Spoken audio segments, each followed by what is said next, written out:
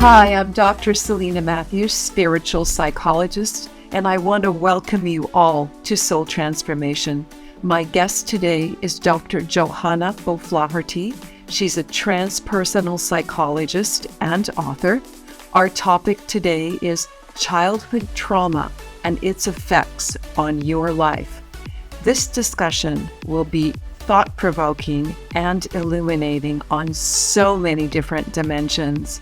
So stay tuned. We are going to take you on a journey.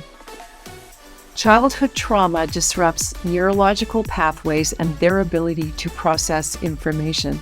And even more fundamentally, childhood trauma disrupts a person's ability to repair the damage and heal their emotional wounds, thereby affecting the entire trajectory of their life.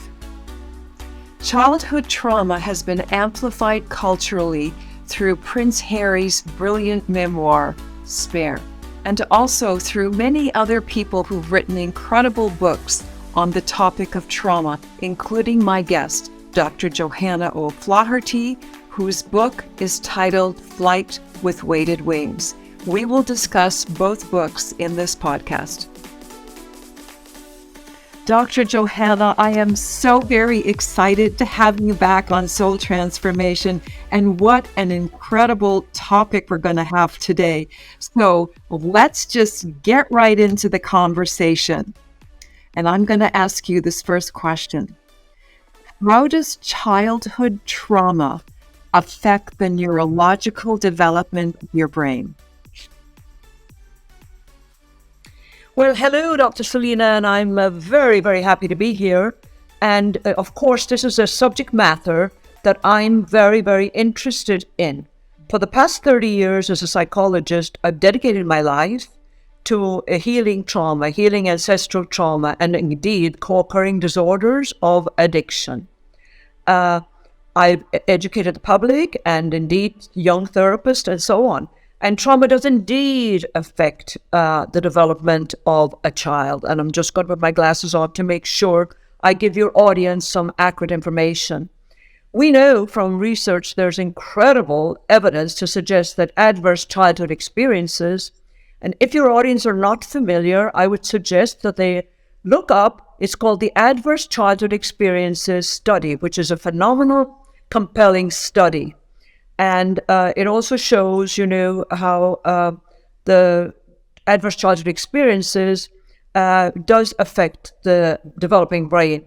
There's neurobiological changes that occur in response to early life stress that can lead to, quite frankly, lifelong issues. Individuals that have experienced childhood trauma go through life unconsciously looking at life through the lens of a trauma survivor, or indeed still victim if they have not began to do their healing. And many times you will find the individuals experiencing hypervigilant. If somebody comes up behind me, I will jump. Hypervigilant.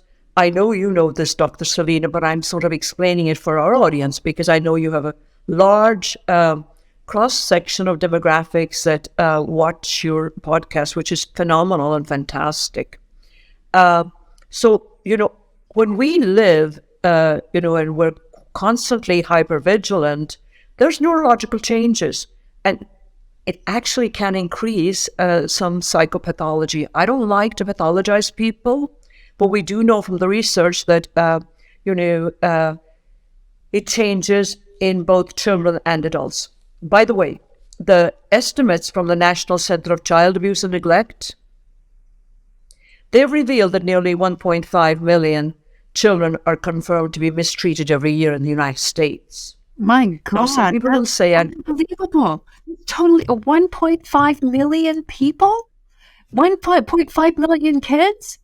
This is crazy. 1.5 million children. Now, Dr. Selina, many people think that that's underestimated.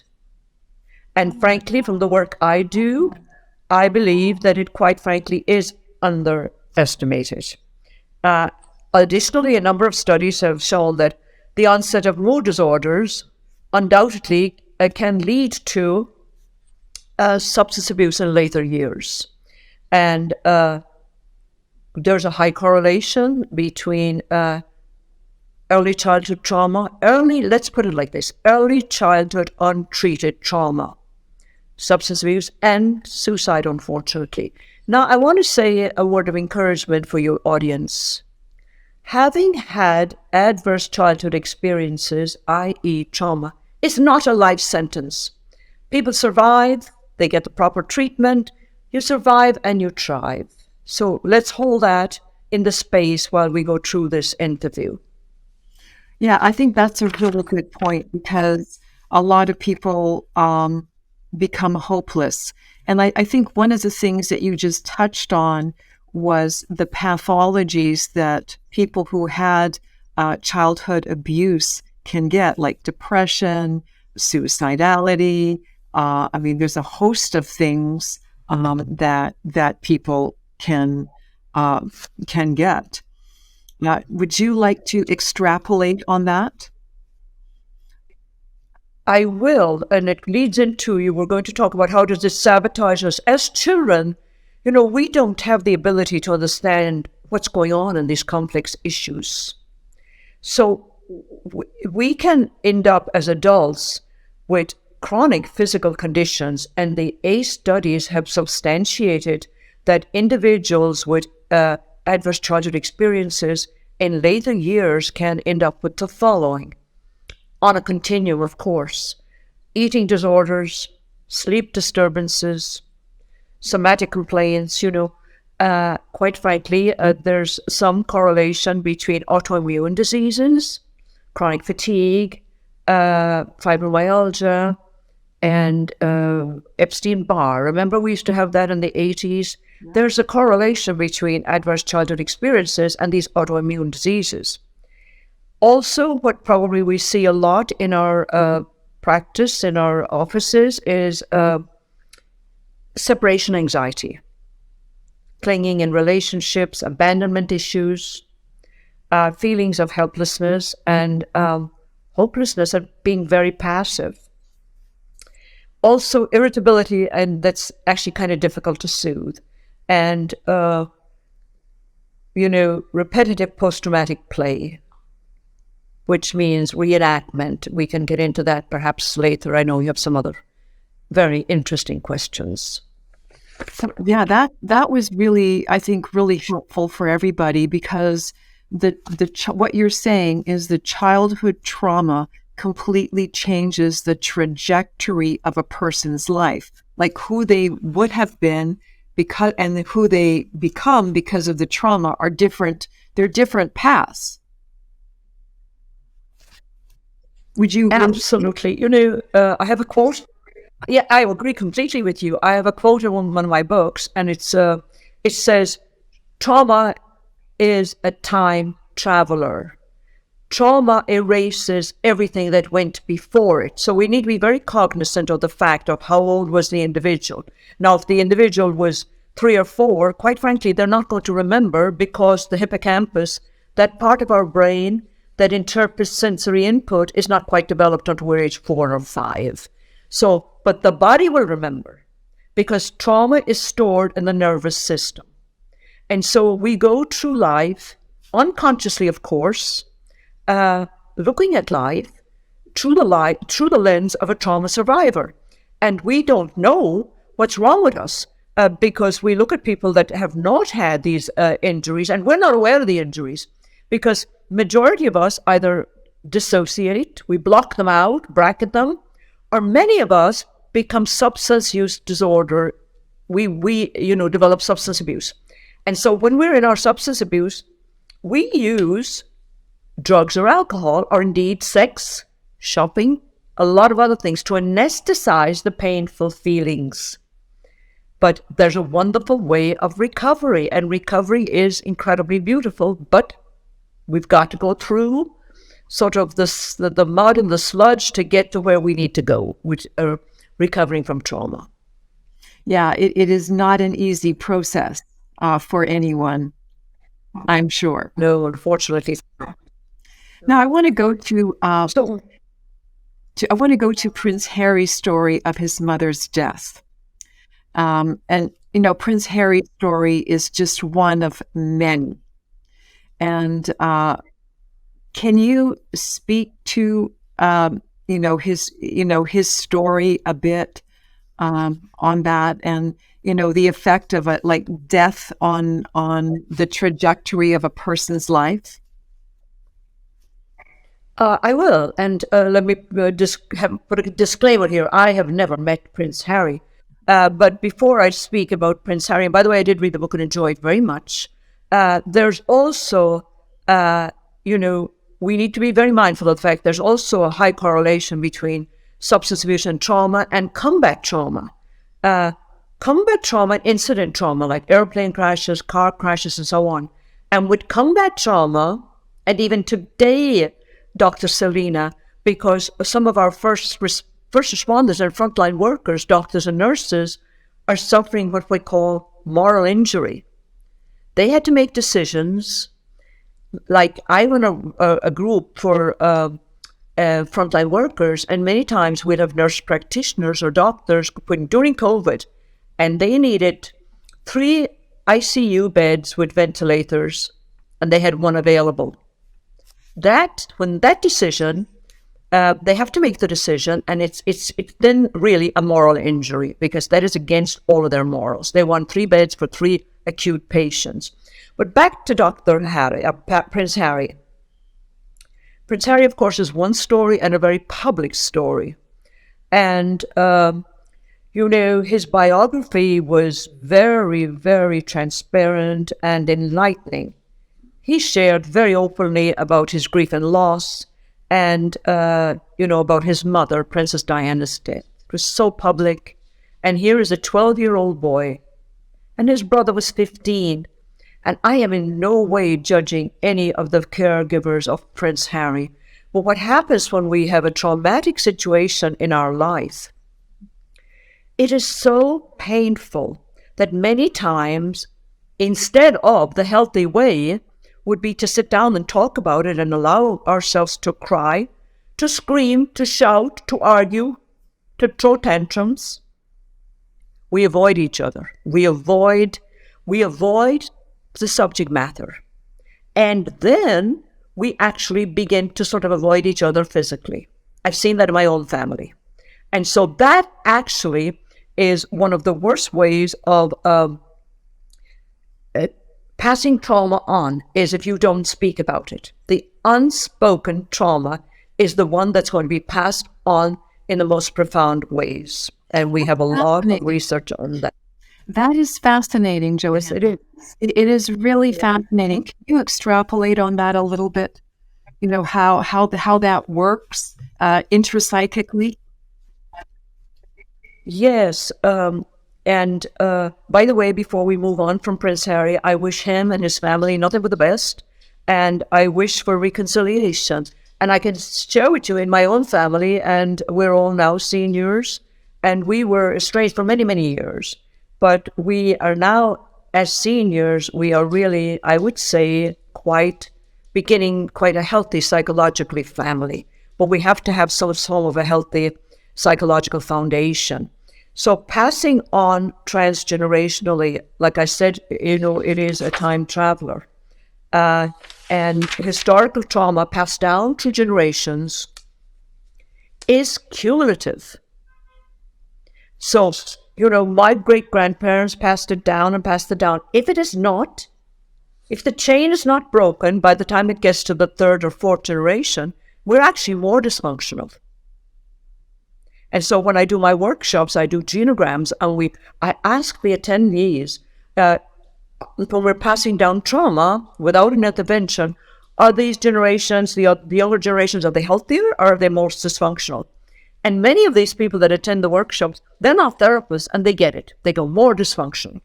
So we know from research, and particularly from the research that's come out of the Holocaust survivors, that the descendants who have not even been directly exposed or experienced the traumatic event can exhibit signs and symptoms of trauma, such as depression, fixation on the trauma, low self-esteem, sleeplessness, and destructive behavior.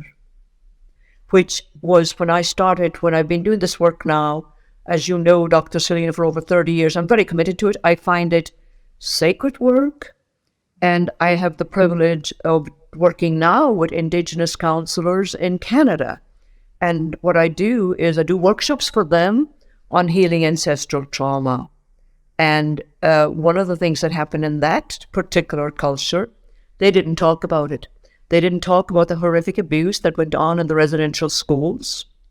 And it's kind of like the Holocaust. The Holocaust survivors, it was so horrific, they did not talk about it. But they handed it down non-verbally, transmitted it to their next generations. Yeah, no, of course. I have, just a little story I want to share. One of my former clients' parents were Holocaust survivors. And this woman lives by herself. And, we were discussing some of her finances. And she says, I spend, $2,000 a month on food. And I'm like, you're one person. How can you do that? So I asked her to take a picture of what's in her fridge. She could feed 50 people out of her fridge. And it was her way of making sure that she was fed. And this is a really important story because it manifests unconsciously. She did not realize what she was doing at that moment, but there she was, could feed 50 people, and she's throwing stuff in the garbage and spending all this money for her psychology to keep her grounded. I totally get it. This woman, she probably had, or her parents or grandparents experienced starvation, whatever it was, Holocaust or so on. It was passed down to her. So she has a fear of starvation. She's going to make sure that she's not going to go hungry. I have a friend whose grandparents were Holocaust survivors, and she's a physician. And when she comes to my home, she opens my refrigerator. Now, I want to assure your audience I'm a very healthy eater. There's food in my refrigerator, but there's no food here. And she goes to Costco. But I understand it, and we laugh, And then when she leaves, I get rid of a lot of the food that she buys. So I get it. Yeah. Great story. And with the same, it's a great story. We can do the same with clothes. If we grew up poor and didn't have, too much clothes, and we would go to school with the same thing, for instance, I went to school without shoes, for your audience. But I made up for it. I'm the Irish Imelda Marcos. There's shoes all over the place in here. So it's another kind of, reenacting trauma. So, yes. Well, I personally know your collection, and it is pretty amazing. Thank you for sharing that. Yeah. Okay, so I'm so glad we can laugh. We have to laugh. I mean, we all of us have something. I think, every one of us has some kind of addiction that is a compensation of some sort. None of us are 100% healthy in every area. That's impossible. We try our best, but we're human. We're human. Yes. I want to now move on to what are the signs of childhood trauma in adults?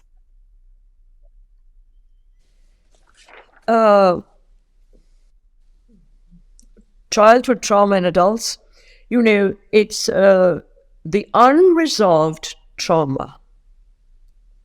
Even though the adult is not conscious of it, will sabotage us. And so, if your audience, if they're not in therapy, and I would advise them to look at an area where they're sabotaging themselves. And then I would advise them, if they can afford it, to seek a therapist and discuss what area of their life they continue to sabotage themselves, because that, to me, is a reenactment of trauma. And now some of us are very good. We bracket the trauma, and thank God, the majority of us have not experienced trauma, but a lot of us have. We bracket the trauma by overworking, overcompensating. I'll be better when I have the next degree. I'll be better when I have the next house and 5 cars and so on and so. Consumerism. That we're busy, busy, busy. What are we avoiding? And so I would like to invite the audience to look at that. And so we don't want to become also, we call it paralysis by analysis, constantly analyzing ourselves. But as a woman in recovery, I say to some of the people I work with, what area of your life is a drunk? You don't have to imbibe in substances for areas of your life to be intoxicated and drunk. Is it your finances? Is it your relationships? Are you compensating and having what we say compensatory sex? Food, substance abuse, a myriad of things. And so I look at simply how are you sabotaging? And if you're not sabotaging, which in a way you are indirectly, how are you enabling others? If you have children, I know you do, and I do. We work with individuals from very high socioeconomic backgrounds, and I ask them, providing is very different from enabling. So how are you enabling? That is an inadvertent way sabotaging, Yeah. And so I heard a very wise woman many years ago say, I'll pass this on, don't ever do anything for a person if they can do it for themselves. Think about that. Don't do it if they can do it for themselves. Because, we'll do it, It's easier to say yes than to say no. Yes. And particularly with the people I love. Yeah, especially a lot of parents feel guilt if they don't give their children everything. Would you agree? Yes, absolutely. I want to go on to Ken, and you spoke a little bit about this. Can childhood trauma be enacted generationally?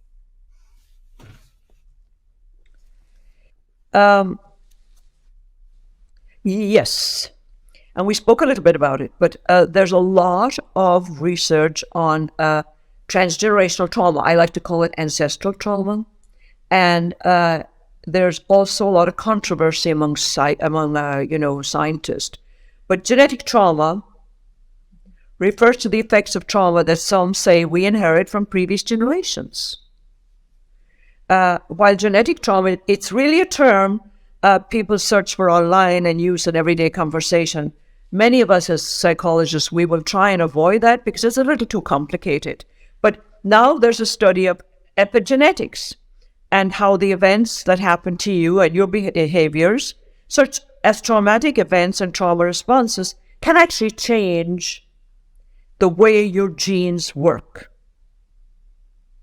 These changes, however, do not affect your DNA, but they can affect how your body reads that DNA. That's kind of pretty complicated, but I think it kind of we can explain it by, the same thing we talked about with the Holocaust survivors. Now, trauma can be transgenerationally transmitted. I used the quote, and I've used it before with you, Dr. Selina, that which is not transformed is transmitted. So if the generation, our prior generations, our ancestors, God love them, they did not have the opportunity to transform their trauma. So they passed it on either overtly or covertly to the next generations. And, it can be, and also what can be transmitted is, which I find fascinating, while it's not directly trauma, is patterns. Patterns of behavior can be transmitted to the next generations. I'm not sure if you or your audience ever watched Dr. Henry Yates. He hosts the show Finding Your Roots. He does it with mostly celebrities. I'm fascinated in genealogy, so I try to watch him. He's, by the way, a phenomenal scholar. And he goes all the way back for 7, 8, or 9 generations. And just for example, let's say he's interviewing a boxer or doing their genealogy. Going back 6 generations in the family lineage, there was a boxer that this current person has uh, no knowledge of. I see in my own family, while there's a lot of dysfunction that was handed down, going back for multiple generations on both sides of my family, mother and father, matriarchal and patriarchal. There was a lot of dysfunction because there's a lot of alcoholism in my family. I'm Irish, and there's a high percentage of alcoholism in the Irish. However, they also passed down incredible traits. There's been humanitarians in my family for generations, which is so heartwarming, So we need to look at the positive traits along with, the stuff, as I call it, the stuff that they hand down. We can work that stuff. We can work it. Yes. That's the really great news is we can work it. Now, I know you have an example of transgenerational trauma that you wanted to share. Well, I think there's a very, very, very sad transgenerational trauma that is probably very much alive in our consciousness. And that is about the tragic death of Whitney Houston. And I look at, and I'm not familiar with her ancestors and what trauma was passed down there, but I do know of her trauma, and this is public knowledge. Again, I do not or did not know Whitney Houston, but she was in an abusive marriage. She had a substance abuse disorder. And unfortunately, she passed that on to her lovely daughter, Bobby Christina. Yeah. And the replication, the absolute replication of her mother's tragedy. Now, Bobby Christina was not doing this consciously at all. Unfortunately, either of them did not get the appropriate care. But in this case, we have to be very conscious and aware of legacies. Our most public figures that we have as a family where we see legacies of suicide are the Hemingways. If you look at the Hemingways, there are multi-generations of Hemingways that have suicided. There's a unique sort of almost a rite of passage. There's a suicide legacy in the family, so people suicide. But again, we can absolutely intervene with the appropriate care. This does not have to continue. Again, when I do my workshops, my intensive workshops for attendees and therapists, I said, the reason we're here, we're going to break that chain. And the indigenous people, Dr. Selina, advise us to go back 7 generations.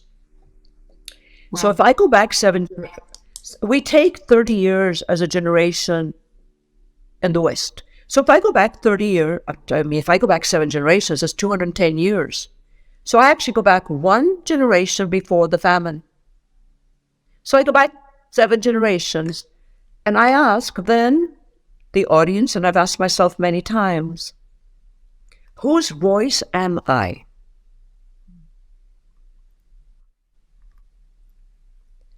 And whose voice are you, Dr. Selina? And when we go back along our matrilineal lineage, just take the women in our ancestors. I know that my female ancestors had no voice. They came from poverty. They came from probably substance abuse and abuse. So I am very willing to take up the mantle in a very humble way and be that voice and break the chain. Awesome. And I can honestly say to you, I'm on the same path that you are. Coming from a pathological family that I come from, my brother and I are breaking the chains that, contained us. And it's been work. It has been a struggle. And people don't understand this is a life's work. It doesn't end in 2 years of therapy. It is an entire life's work to actually break those chains and create a new life. Would you agree with me? Yeah, I totally agree with you. And I have three, healing trauma is pretty complicated, but I have 3 steps that I would recommend to, your audience. First, recognize that there is trauma. The adult must acknowledge this certain childhood experience as trauma. This happened. Be patient with yourself. Self-criticism and guilt can be very common when it comes to adults who have lived through a traumatic childhood. We take on the blame and the shame of the perpetrator. We're children. Yes. And so, and reach out for help. And trauma is not a life sentence. It's, we are stronger. We're stronger where in our broken places, we are stronger once they're healed. And I think that is so important to heal trauma, we need to make the unconscious conscious. For those of you that are out there that are listening, that are in recovery, the 12-step program, that's all about making the unconscious conscious.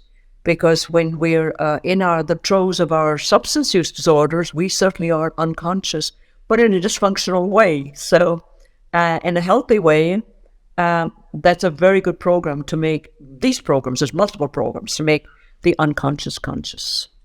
Yeah, definitely. It is the way you live your life. It's the way I live my life. It's never ending.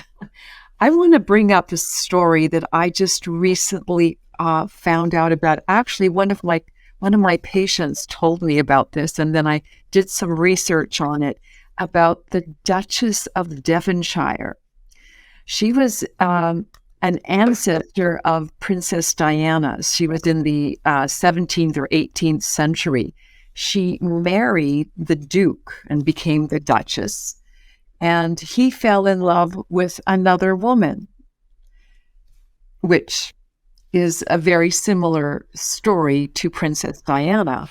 The Duchess of Devonshire, her firstborn son, she named William.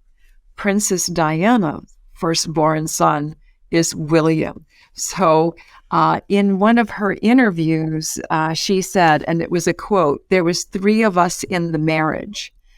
And that quote came actually from the Duchess of Devonshire. And there's an incredible film on her called The Duchess. I believe it's on Amazon Prime for those people that want to watch it. It's fascinating, incredibly acted. Keira Knightley, I believe, is the lead actress in that. Really incredible. So do you want to bring context to the story I just told you?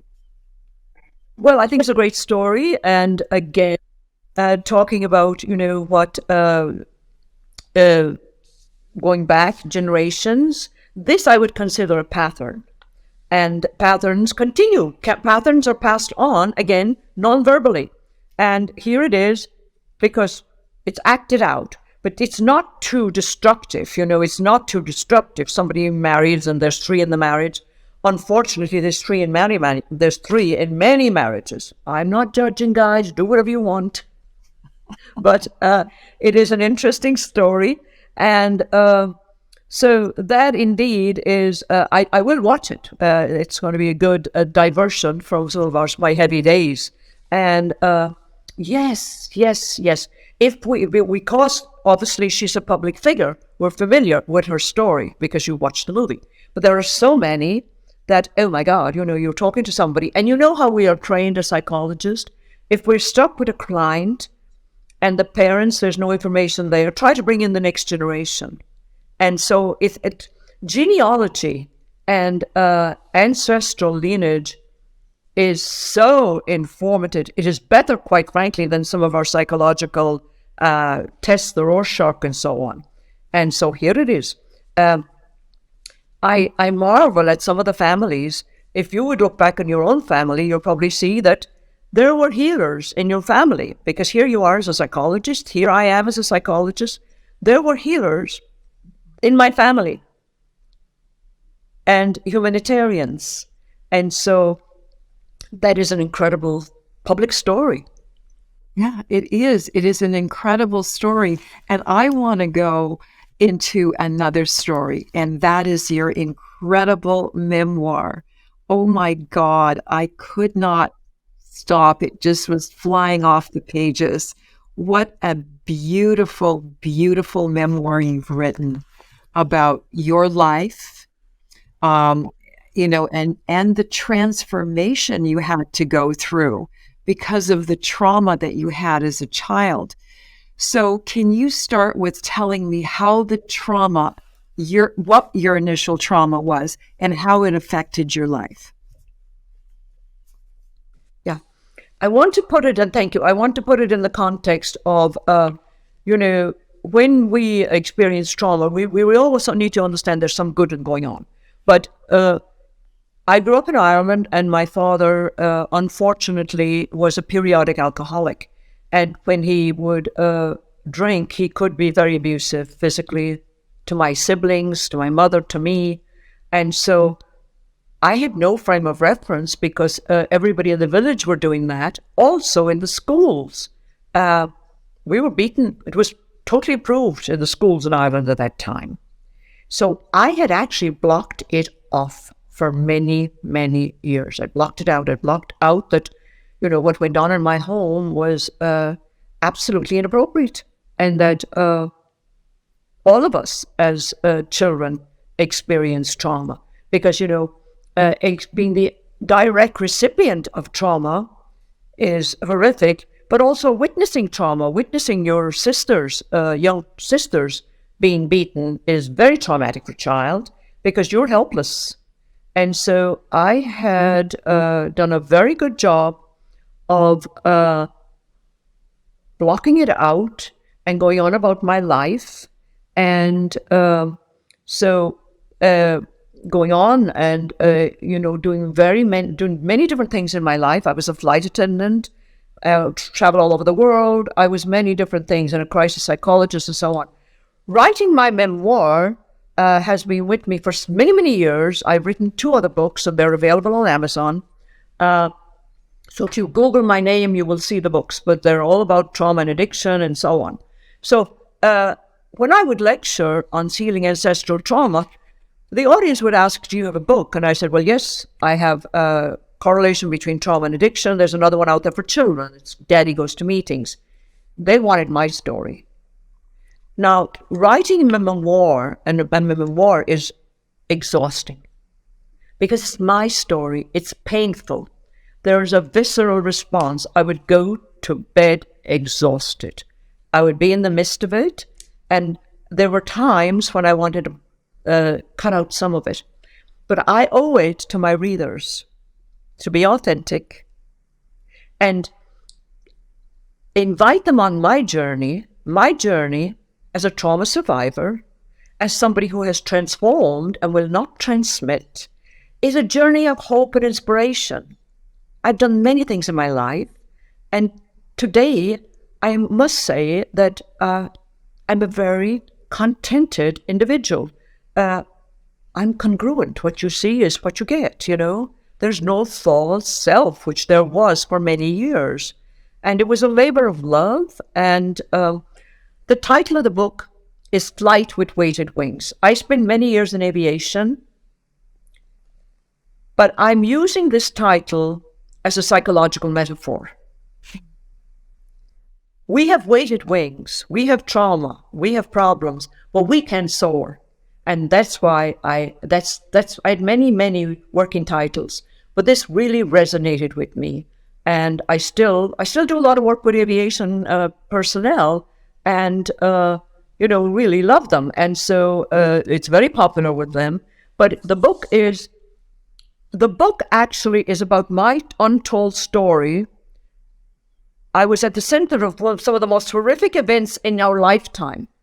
Not just my personal trauma, but as a counselor for the airlines, I responded to aviation disasters. And I also responded to the 9/11 and the shooting up here in Vegas, which was one of the worst, and I hope it stays the worst in the history of the United States. So it is indeed, and Selina, I'm so honored to call you a colleague and a friend, and you've walked this journey with me, and it's out there. First, ladies and gentlemen, when it came out in print, came out first in Kindle, but when it came out in print, I felt like I was naked, vulnerable, and then I go, no, this is what I have to be transparent. I have to be real. It's a beautiful book. It's exquisitely done. I'm thrilled. I'm thrilled, to watch you and witness your growth with this book. It's going to be a bestseller. That is my prediction because it comes from your heart. So, from my mouth to God's ears, it will do incredible. How old were you? How old were you when you became conscious that you had dysfunctional patterns? That's such a great question. You figure it out because we live unconsciously until something wakes us up. I was in my late 20s. In my early 20s, I started flying for Pan American, very glamorous all over the world and living a very glamorous life. And it was the 70s, and I was living in New York City. What do they call it? Sex, rock and roll, and something else. Whatever the something else was, I don't know, ladies and gentlemen. So here's the deal. Love and rock and roll. Sex, what? Drugs and sex, drugs, and drugs, not love. Sex, drugs, and rock and roll. Oh, yeah. Okay, well, I had 2 out of the 3, and you're going to have to guess which they were. I'm not telling you. But anyway, I was living a life that was not congruent to my moral compass. And I realized in my late 20s, which was very difficult to realize because I was a periodic drinker, just like my father, that I had a drinking problem. So I, of course, was not conscious of my trauma because I anesthetized it with boyfriends, traveling, and alcohol. So I got sober, and then I began my journey of healing. Long, arduous journey. And the longer I began and my own healing and with psychotherapy, my program of recovery, then I realized my childhood was, I'm not blaming my childhood for my addiction. There's many people that have wonderful childhoods. They still end up, with substance abuse disorder because of peer pressure and whatever. And so my journey began, and I was in therapy, and I've been in therapy, in and out of therapy for years. And, so it's been a hard journey, a lovely journey, a journey that I would never, ever have any other way. And what's so beautiful is when people come to my practice, most of the time I've kind of been there. And I look at, the archetype of the wounded healer. We are wounded healers, all of us, and that's a beautiful archetype as long as we do our healing. And the journey continues. The journey continues. It's never finished. No, you're absolutely... I have more books to write, and, so... Yeah, of course you do, and we need to hear them. I want to ask you, was there a neurological component to your childhood trauma that you could feel, in your adult world? Yes. And, if you look at the ACE studies and the fallout of, adverse childhood experiences, I was a classic. I had low self-esteem, even though you'd have to be pretty sophisticated to, see that, because I put on a wonderful public persona, and hey, I look pretty good in uniform. So, and low self-esteem, substance abuse, depression. And fortunately, I got help for that. And I I did not have an eating disorder where a lot of my fellow flight attendants did back in the 70s. But they were primarily the low self-esteem, the depression, substance abuse. And quite frankly, that's enough. That is enough. Yeah. Yeah. Yeah. Can you see transgenerational patterns in your family? You've talked about the alcoholism. Are there other transgenerational patterns that came through the Irish lineages on both sides? I think that there's some depression in some aspects of the family, some members of the family, not aspects, some members of the family. And the alcoholism, unfortunately, has gone on to the next generations. And now, of course, because for the younger population, there's very, very dangerous drugs out there. Now, if I'd stayed out there, I'd probably have been involved in that too. So I want to, just offer a word of caution for all of the young people that are listening to this. Be very, very careful. So I see they're like my grandnieces and nephews, not nephews so much, but yes, we do have the substance abuse in our family. And when we put the whole thing in context and I look at the other aspect of my family, they have beautiful hearts and souls, and they're humanitarians. And when we come together for family reunions, at my age and my generation, I like to use the expression, we have an aerial view, because we see all the generations. There's 4 generations that show up at my family reunions. They don't know me, but I know them. So I have an aerial view, and I see them coming with their hurts, their strengths, and I just love each and every one of them.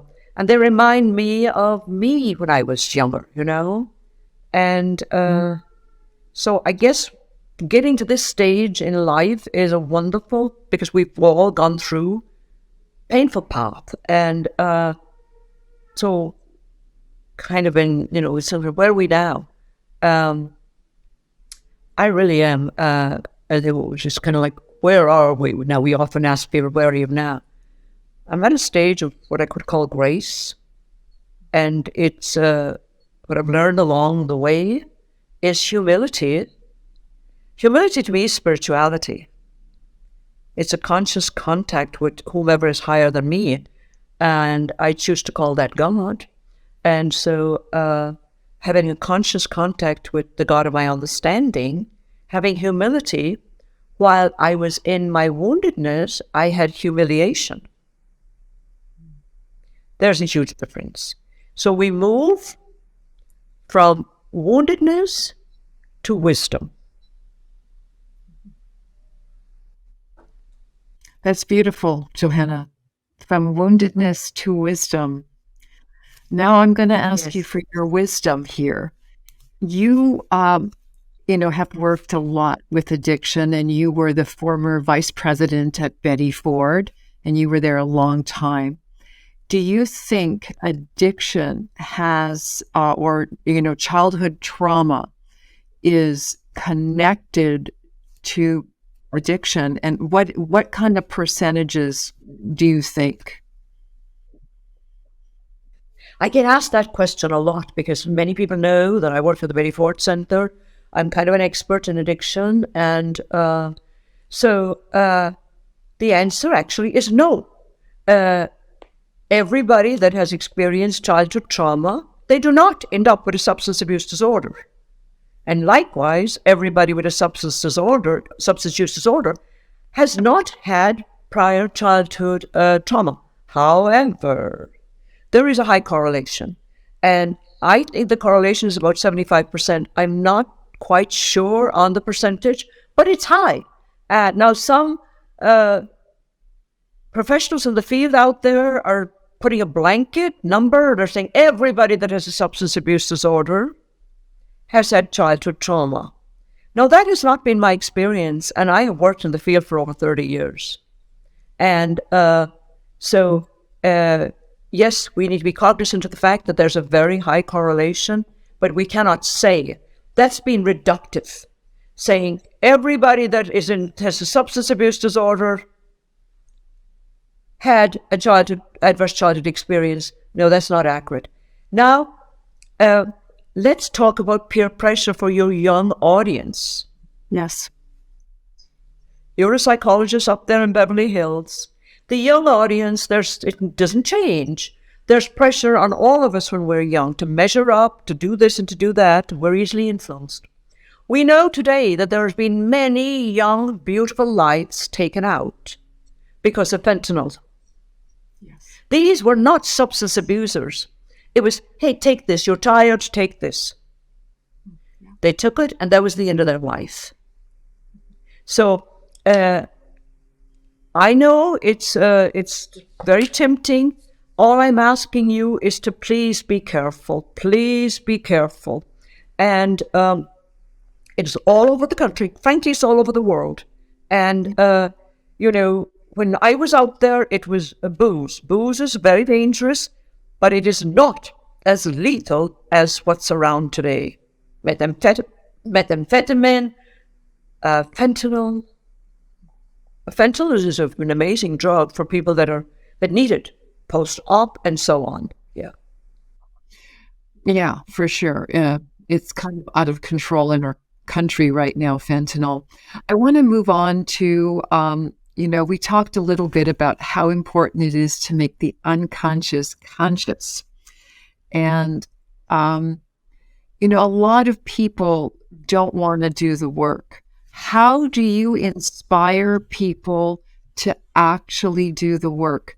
Because, a lot of people, they're intelligent or they have a good profession and they just kind of poo-poo,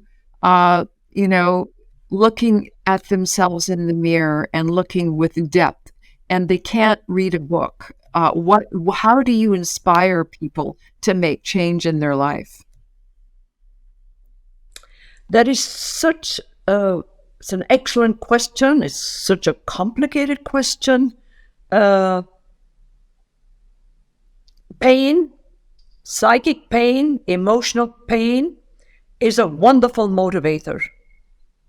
And so when the individuals continue to come into my practice and they are doing the same thing over and over again, causing the same pain, I will reframe it and really ask them to look at it. I'm kind, but I'm also firm. And I want them to look at the self-sabotaging behavior and look at who you are attracting into your life. In today's day, we're all looking for somebody. They're looking for... I did a podcast a few weeks ago it's called On Brand Women. And we're all looking for, and particularly young women and women, we're looking for the knight in the shining armor. But I can assure you, ladies, look into the mirror. That's your knight and shining armor. You are. And you need to become your knight and shining armor. And then you will attract your equal. You know how we talk about attracting people that are as individuated as you, as sophisticated psychologically as you. Now, Selina, you and I are both Jungian-oriented psychologists in many ways. And Carl Jung said that, we're so externally focused up until the age of 40, and that it's afterwards we become internally focused. I think that was appropriate for then and that age and that time. But I believe our young folks today are far more advanced than we were. They have all that information out there. They are so much more sophisticated in so many ways. I love working with the young people. They don't have the years of experience. And so, but they are more sophisticated psychologically when they come into treatment. They have all of the vocabulary and so on. So motivating them is really wishing them the gift of suffering. That is what I can wish you. Wishing you the gift of suffering, but I will walk with you. I will not suffer for you. I will suffer with you, and I will walk with you and witness you. And that's so beautiful. I mean, when you see these young people, they're 25. I had a conversation with a 25-year-old the other day. It's like I'm talking to somebody in their 70s. He is sophisticated, psychologically sophisticated, and with a lot of depth. So forget age. Like, I talked the other day to somebody. I said, what is being conscious? And this person said, having a conscious contact with somebody higher than you. And that does not have an age on it. And so that's so beautiful. I kind of rambled, I'm sure, but it's, I know for me, the only thing that made me change was psychic suffering. Okay, so I'm going to ask you your last question. What is the most important thing that you learned on your life journey? It's a beautiful question. And so I'm going to answer it this way today. Now, when you interview me again, I hope I'll have something maybe different. I look back at my life, and I've been able to accomplish many things. I'm quite well respected in my work. I'm a keynote speaker at many conferences, and you and I have both advanced degrees, and we've been quite successful professionally. And so the most important thing that I have learned, certainly I've done the work, and I'm glad I was allowed to accomplish these things. But I'm going to go back to humility. That's the most important thing that I have learned, is humility. And to me, all human beings are important. All human beings are souls.